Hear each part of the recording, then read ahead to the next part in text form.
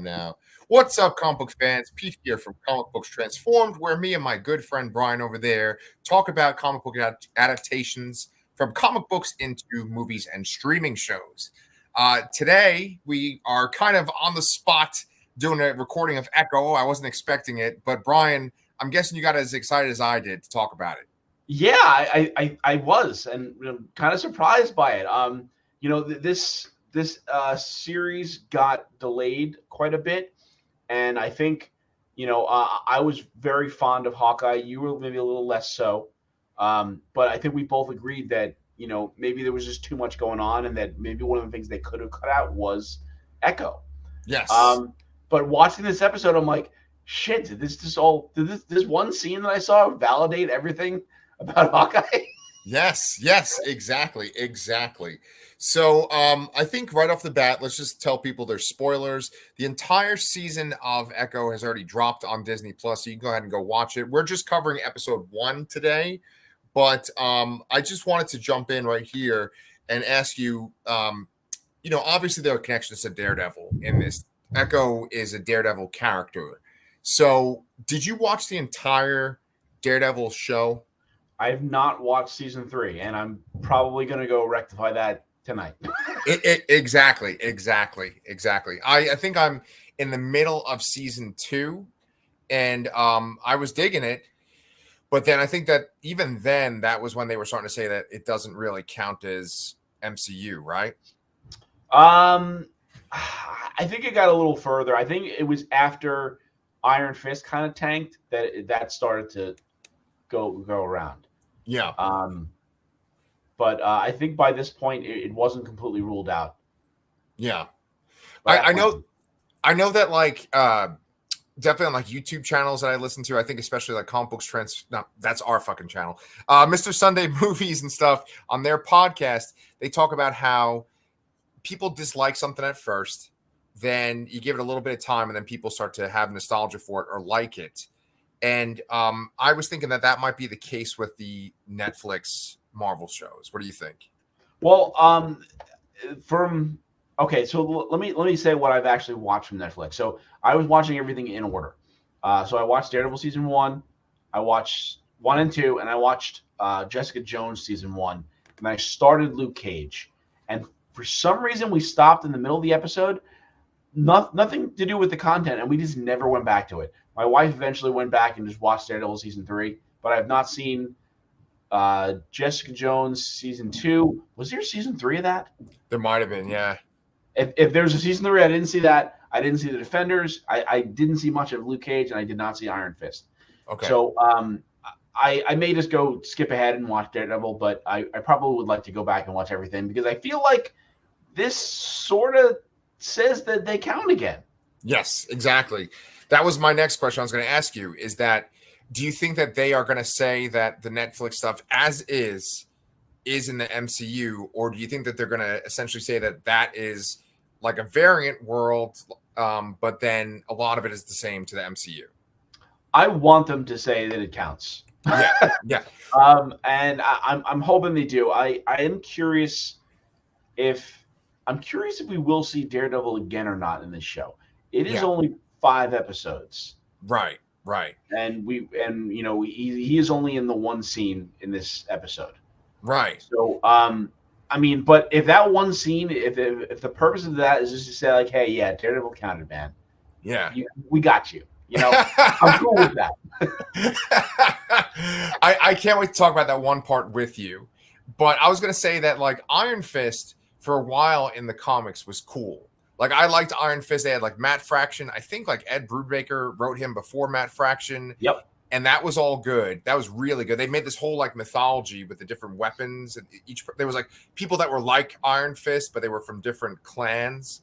Yeah, which felt very much like Green Arrow's tribes and clans, whatever they did with that Jeff Lemire did. Yeah, you're good, man. Exactly.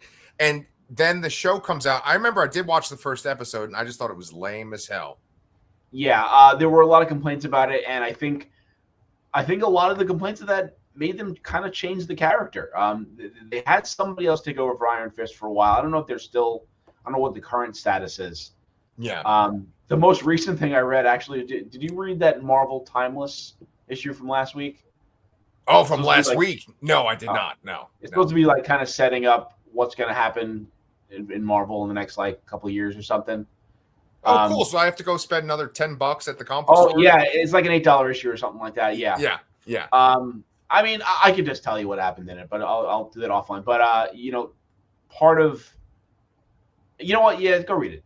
Yeah, my thing is, I love to just spend money and get more debt for myself, so I will gladly go do that tomorrow. But what I was gonna say was, I think with Iron Fist, that was one of those things where they felt like it was inappropriate for him to be a white character because he's like so connected to like Asian mythology. So I think that the current Iron Fist is an Asian character.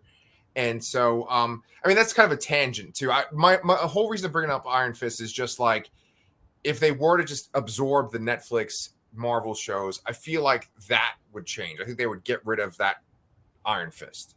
Yes, I feel like they would change it. I don't know if they would just completely like say, "Oh no, Iron Fist, he was never here." Right. The new guy. They probably would find some way to explain it, and I wouldn't mind it, I guess. But I wouldn't mind seeing Luke Cage back either. Yeah, the guy they picked for Luke Cage was really great, but I didn't really like that first episode either. But go ahead. Yeah. Let's go ahead and Yeah. Let's transfer over to the MCU then. For me, I mean, you said something a couple of minutes ago where it was like Hawkeye was better because of this one episode that we just watched. Yeah. I think it validates. I think it validates the inclusion of Echo in Hawkeye, which we thought that series was a little stuffed. Yes. And if something could have been cut out that still would have made sense, I think it might have been Echo. Right. Exactly. But I don't know. Like this, I mean, and a good chunk of this episode is footage we've seen from Hawkeye. Right. You know? Right. But I don't know. I'm watching this first half of the episode, and I think you were talking to me while you were halfway through it, and you're saying like it's surprisingly like pretty good. You know. Yep. And I felt the same way. Yeah. I think that one of the main gripes that you and I have had with MCU is that it all feels the same, and it's all sort of this like, I mean, there's outliers like the Guardians movies and stuff, but it doesn't have the diversity of the comics as far as like the type of story or how the stories feel, right? Yeah. And this definitely felt like a Marvel Knights gritty Daredevil comic type book. Yeah, it did. Like written by Bendis or something, you know? Yeah, and I think the most interesting thing about it is that, Echo is not a hero. No. And I think that's kind of interesting here. In the comics, the introduction I had to the character was New Avengers. Yes. And where she was in actually, was it in New Avengers? When did she take the Ronin costume? That is in New Avengers, yes. It is in New Avengers. This is later on, because the first arc is they're trying to figure out who it is, and it was actually Clint, right? And later on she takes it on. Yeah. Later on she takes it on. Yeah. And then somehow I have read zero of this, but somehow she was the Phoenix. Yes. Or maybe the Phoenix now, for all I remember. I think she is actually. Yeah. There's a whole thing with Jason Aaron with his Avengers run and those ancient Avengers that I think you talked about in one of our most recent episodes. Yeah. And they have this whole thing to determine who's going to be the host of the Phoenix, and Echo of all characters becomes the Phoenix host. And I would say that for Echo, she can talk in the comics, I think. I don't remember.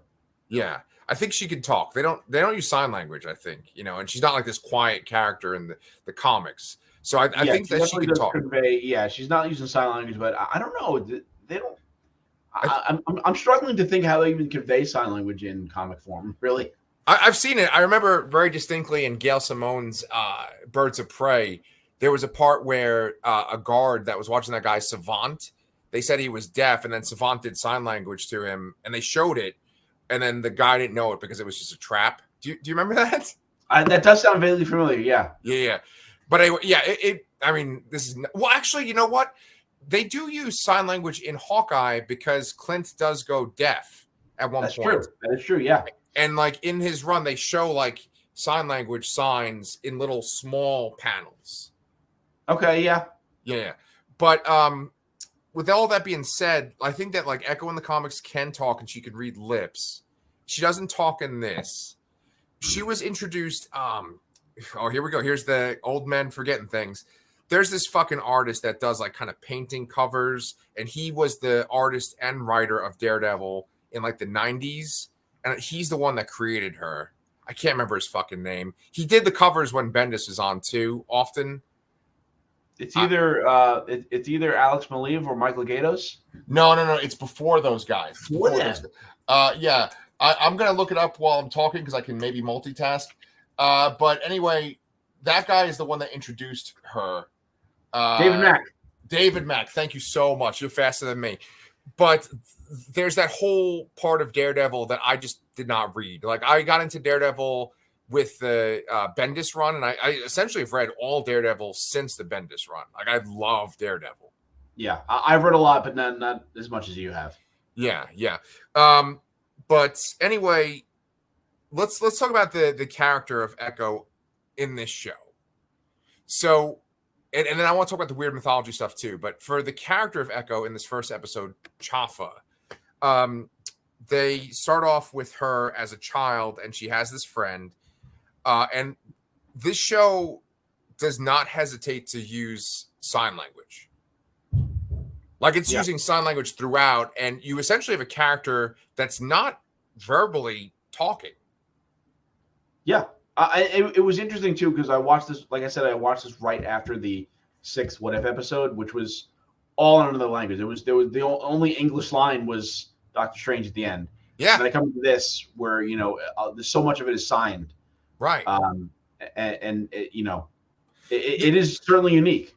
Yeah, I've had this theory for a while now that like the Disney Plus stuff, a lot of it is their goal is just to have it on in the background so that it's like constantly streaming at your house. And so the stuff can be kind of mediocre because it doesn't demand your attention. But when you have that What If episode that's in the Native American language, it's that like Mohawk language. And then this, which is in sign language, it's like you have to pay attention. Yeah. But I would say that the actress that plays Maya Lopez on the show, I gotta fucking look her up. Let's see. I know the name. I don't know how to pronounce it. Okay. I'm gonna take a stab at it and just be totally wrong. Alqua Cox. Alaqua Cox. Yeah. So Alaqua Cox, she in the Daredevil show, because it's so stuffed and they use her so sparingly. You mean Hawkeye? Thank you. She just didn't like click with me. I didn't feel anything towards her, but on this show, it's a complete 180. Yeah, because now you see her, you kind of see her where she came from, and kind of that tragic origin she had. Her dad was into some kind of criminal activities. The woman he married, their family doesn't really approve, and to take kind of revenge on him for something he did, which they didn't quite explain. They cut the brakes on his truck, and it causes the death of Maya's mom, and it causes her to lose her leg. Yeah. Now that's the difference between the Maya Lopez in the show and in the comic, because Echo in the comic does not have. She has both her legs. Yes. Yeah. I think it's just the actress. They kind of wrote it in for the actress. Yeah, and I can't really think of other examples of that, like in movies that I've seen, but I kind of actually love that. Yeah, agreed. And so, in our last episode, our What If episode, you guys should go check that out. I was talking about sort of the toxic fandom that is associated with so many of these properties and people that are always like just mad at women, it seems. And I think if you look at this character, boy, is this a character that like that group would hate, right? Because it's a woman, she's Native American, she's deaf, and she is disabled. Prosthetic. Right. Yeah. It's just like all these things. But I think what's good about this, it's what you said at the very beginning, where she's not a hero. It's not like that she's this amazing hero, this compassionate person, despite having a disability, or I guess essentially 2 disabilities. It's like she's dealing with the cards that have been dealt to her, and it's led her to crime, and she's just a badass. Yeah, and I think that's kind of sets us apart. Yeah. Did you like the sort of like the just the fucking like shooting people in the head and blood splattering all over the place? Of course, that's always one of my favorite things. Yeah, no, and you know the scene we're talking about here, you know, she seems to be kind of like a rookie being assigned to, you know, one of Kingpin's like squads, and they're going to like to hit on some guy that's moving on Kingpin's territory, and she's very reluctant at first. You know, she's like, "Holy shit! Like, what's going on here?" And then someone attacks her, and she kind of like kicks in, and then it just takes charge. Yep. And then fucking Daredevil shows up. Oh my I god. was so shocked. I was not expecting that in that moment at all. That is exactly when I messaged you because I was digging it a lot before then. I was I going to was too, yeah. Yeah. But that put it like over the top. Oh my god. Because it's this crazy sequence and you're like, okay, this show's going to have this cool action, right? But then all of a sudden his fucking billy club just comes from off the screen and gets that guy. And I was like, what? Yes. I just was not expecting that. I mean, like, we knew he was going to be in the show, but we didn't know what capacity. And I mean, this already was a better appearance than the entirety of what he did in She-Hulk.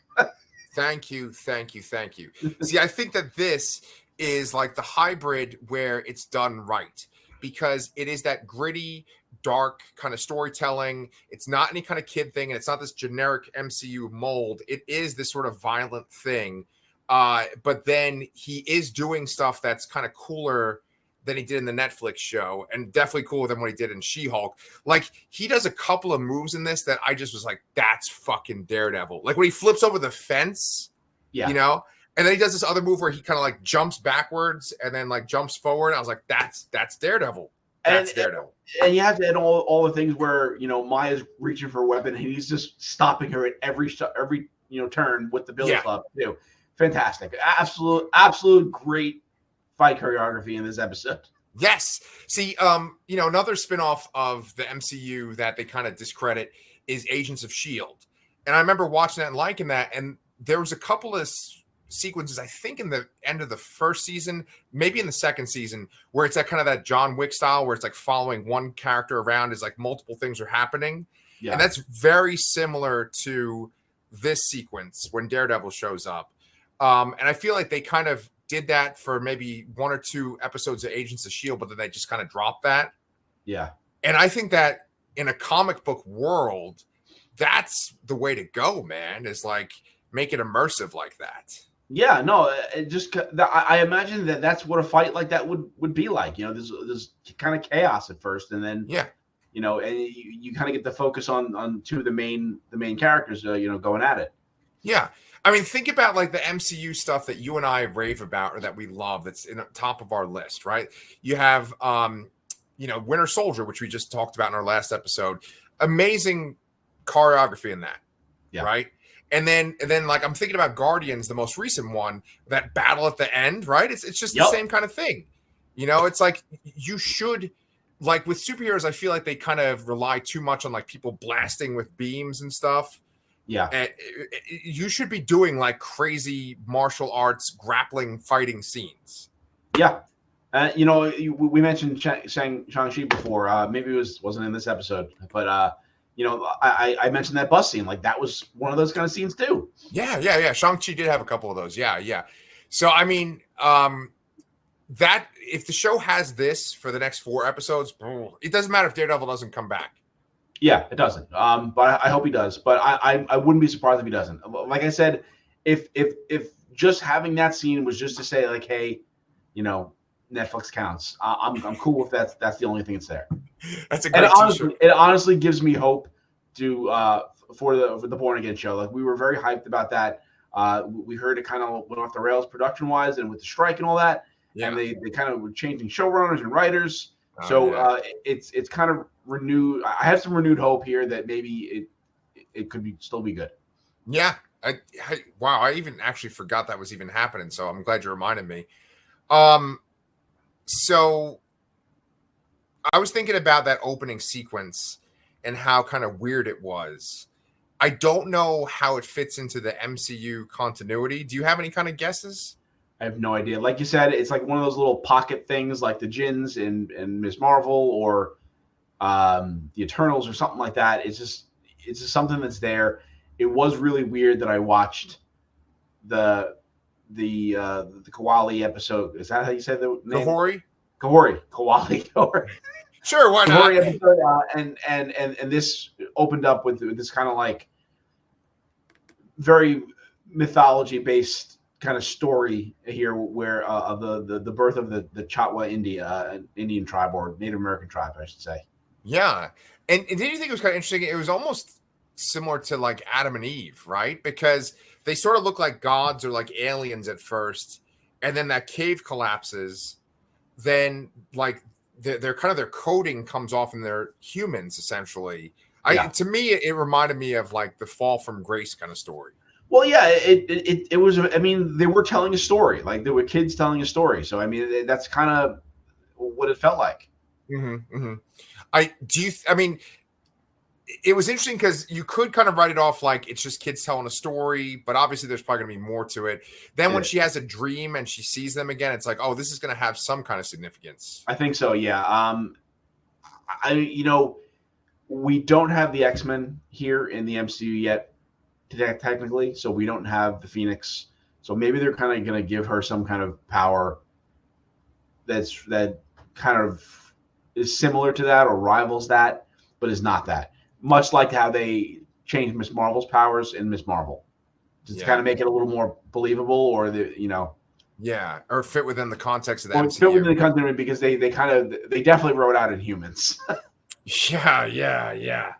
I'm going to do some research on Echo before we do our next episode, but I just want to see if she has any kind of special powers. I've always kind of thought of her as like I think it's Kat Kane. Who's the Batgirl that doesn't really talk?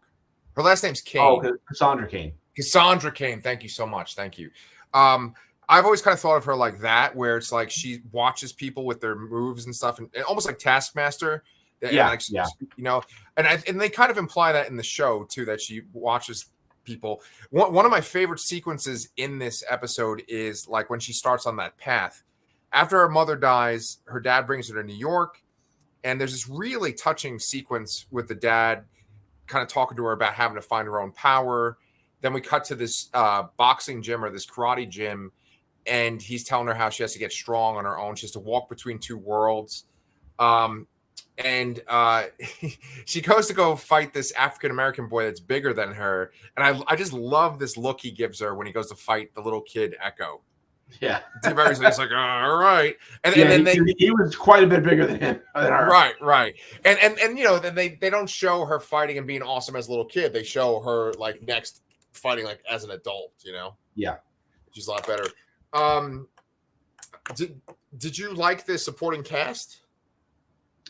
So far, yeah. I mean, it seems like they're gonna, not just have kind of one person of Native American origin here. They're gonna have a whole cast of it. I think that's fine. It works. So she's gone back to her hometown. I don't know exactly where that is, but it's really somewhere in the New York vicinity. Yeah, right. And we should note too that in our last episode, the What If episode, that was in New York too. The Kahori episode. It was. Yeah. Interesting. Yeah, her father, William. I want to talk about that actor in a second too. They're in Tamaha, Oklahoma. Oh, Oklahoma. Okay. So it's not even in the New York area where she goes. Interesting. Yeah. So that's interesting that how far-reaching Kingpin's empire is. I wish they would have highlighted that a little more. I don't know how I glossed over that. I mean, that's from the Wikipedia. And also, I wanted to bring this up too. It's not really in our flow, but I just want to point out that the showrunner is a woman named Marion Dare, and she hasn't really run on other shows and hasn't been on many other shows, but she was a writer for Better Call Saul, and she has won Emmys for it. And so Better Call Saul is fucking fantastic. I think, this is a good person to pick for a showrunner. Yep. We'll see. The director of this first episode was a Native American as well, who's made some films. Okay. So they're trying to keep things authentic. One little side thing. Didn't you think it was kind of funny how many people in Maya's life knew sign language? Yeah. I mean, I guess you can totally see the family our family all knowing it, but I'm glad that not everybody does. Like, there's two guys she met up with before that fight scene there. Like, they didn't know how to communicate with her. They're trying to tell her the plan, and it's like they're like pointing at a screen, like, and doing a gun motion. Like, I actually appreciated that in a way, but there are a lot of people around her that sign language. But it seems appropriate because they were mostly people that were regularly in her life. And Kingpin doesn't really. No, he has an interpreter all the time too. Yeah. Yeah. I actually thought that was really cool. Sign language is actually kind of a big part of my life. I took it in college, and my mom is a sign language interpreter as one of her jobs. So like sign language always comes up. I think I might recommend this show to her at one point. But it was cool. Like, she ran to her. My mom would hate this show. Your mom would hate this show? She's not one for the violent stuff. Oh, okay. Yes, it is pretty damn violent. She goes and she runs into her cousin when she goes back, and he knows sign language. She goes to her grandmother's house, and then it looks like she goes to meet with her uncle at a roller skating rink at the end of the episode. Yeah, I wasn't sure how what the relation to that guy was. The guy that ran the rink there. That's her uncle. Oh, it is her uncle. Okay. Yeah. So he knows sign language as well, and essentially she wants him to help her take down Kingpin's organization. Yeah. And she's under the impression take over. Right. So I didn't watch that this season on part because I was like busy doing some shit. What did they show? I don't know how to explain it. It does seem like the bulk of the show is going to take place in this where they are now. I don't think it's going to go back to New York necessarily. Okay. And which is why I don't think Daredevil will show up again. I mean, obviously Kingpin will. He's going to be a big focus here, as Maya's opposition. Although I don't know how she knows that he's alive. Yeah. Maybe she doesn't know. I don't think she does, at least by this first episode. Yeah. But she's got a bounty on her head. Yeah. By this first episode. Did they show any kind of like, oh shit, that's this character from anything or no? Nope. No? Okay. Not that I can tell. Yeah. I didn't watch the first that coming up, but I did listen to like the theme song at the end. It sounded like it was like the Yeah Yeah Yeahs or something. And I thought it was actually pretty good. Yeah, it was good. Although I guess it didn't feel like it fit exactly. I don't think. Right. It was cool because it kind of had a little bit of Native American like kind of beat to it, or like it almost sounded like Native American chanting. Yeah, but I don't know. I guess I would have expected something that was more like chanting and things like that. Yeah. Like you said, that they are keeping kind of authentic with the cast and the creative teams behind it. I guess I would have expected something more like up in that direction for the theme song. Yeah. So, did you have anything else you wanted to say about this first episode, or? Just that, just because the episode the series got pushed, we were iffy on it from Hawkeye. All this, dropping all at once, which is new for Disney shows. The enthusiasm for this was not high going in, but I think they kind of turned it around for me. I hope that they stick with it. Yeah, I wonder because I don't know. My social media has been kind of absent on the Marvel stuff. I haven't really seen anything about What If. I have seen like Daredevil trending. I saw Jessica Jones trending, and I think Kingpin trending. But I haven't seen people be like, "Oh shit!" Like there hasn't been anything like that so far. I'm not surprised about What If. I think there is kind of like a block with animation with some people. Some people just don't. They just don't care. It doesn't count. It's not the same. It's not the same level. I get that. And in terms of Echo, I have seen a couple of headlines here and there, but this hasn't even been out for 24 hours yet. So I mean, I think we should give it a little more time. Maybe we'll see something in the coming days. Nice, man. Nice.